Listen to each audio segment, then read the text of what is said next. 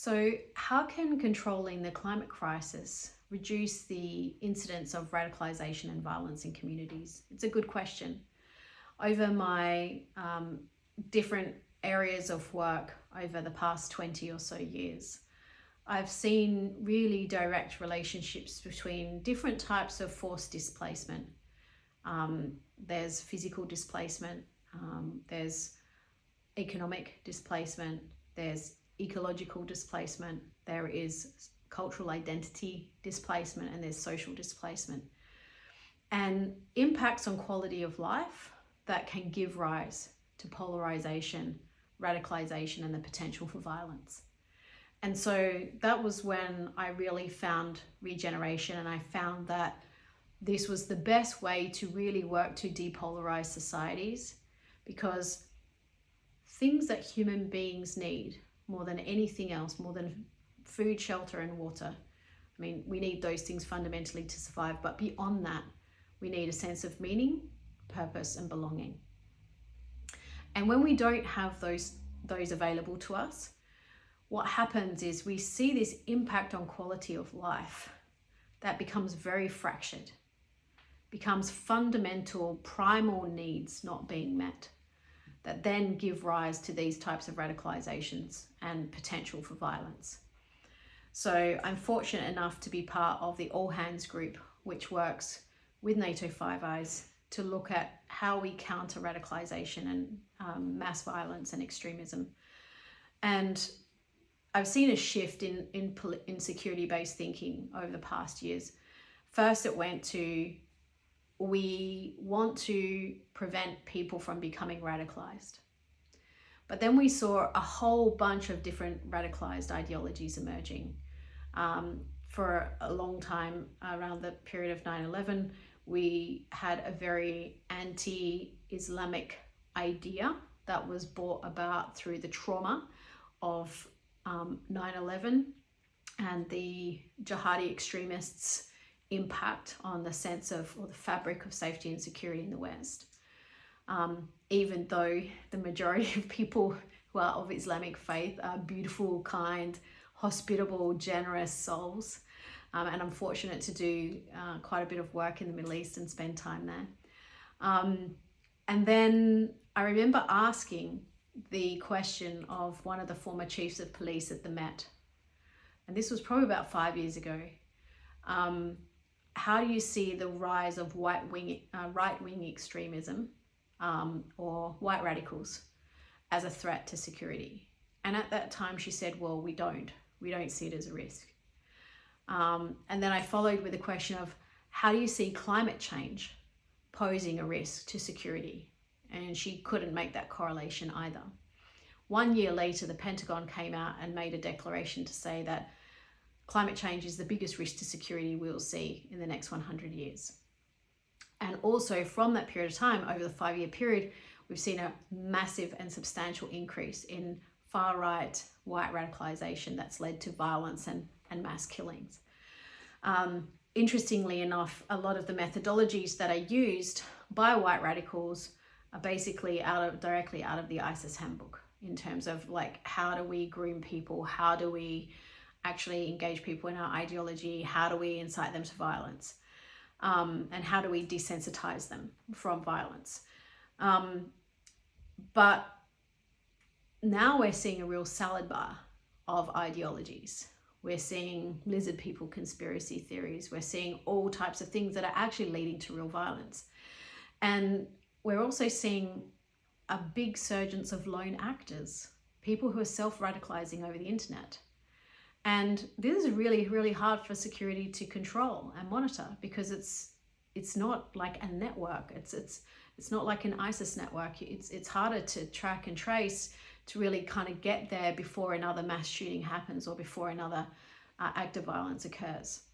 So there's been a shift in police thinking now, where we're not going to try and prevent radicalization. People can think whatever they want.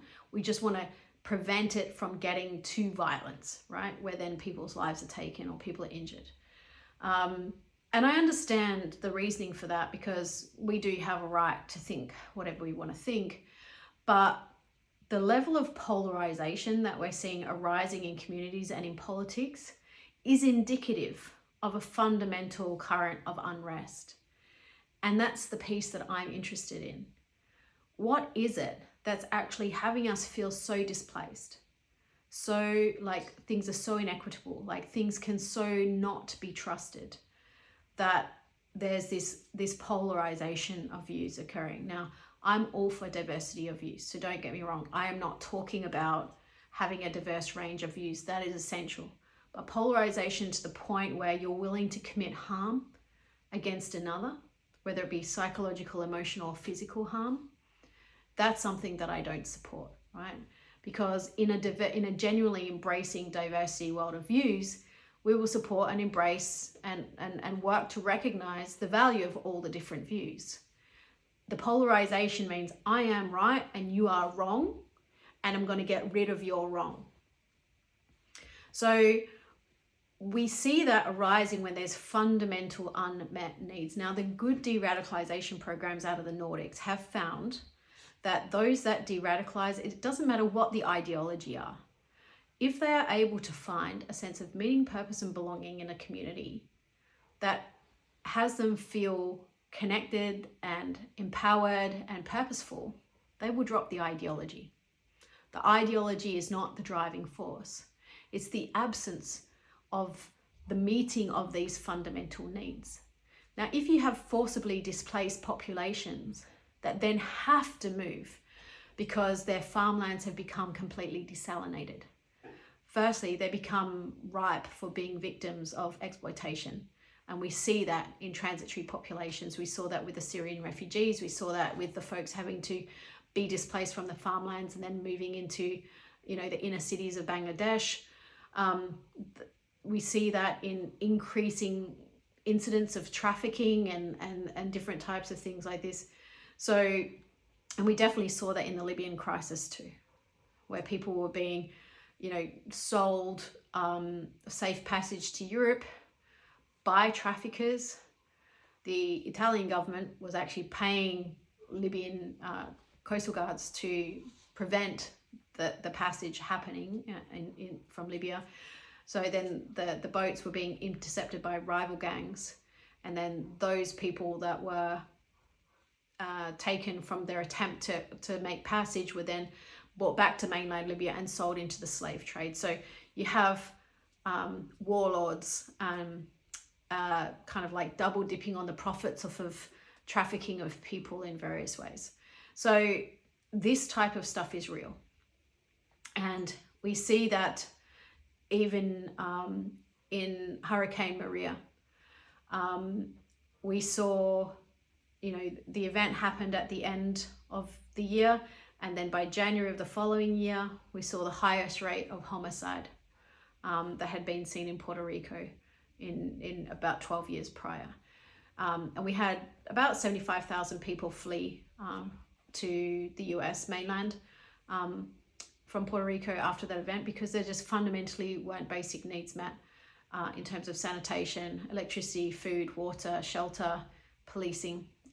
Police were like working overtime but not being paid because the government didn't have money, and there just wasn't that relief and support coming, and so people were fleeing. So all of this displacement is fundamental in rupturing not just quality of life from a material perspective, but more importantly, a sense of meaning, purpose, and belonging within a community. And then you have these displaced people going into other communities where they also feel alienated. And that also gives rise to, the potential for violence.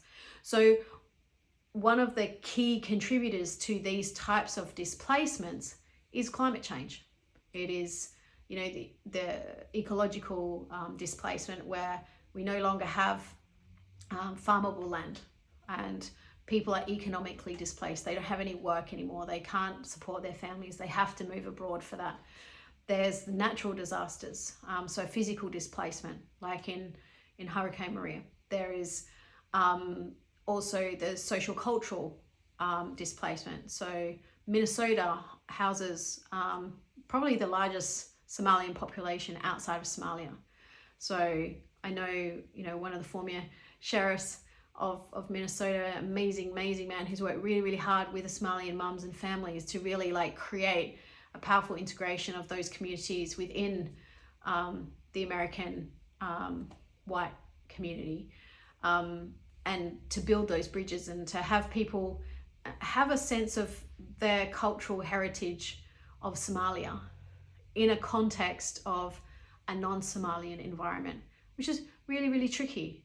It's really tricky to honor and find your cultural expressions that are important to you in a place that's not your originating home. And I'm Australian.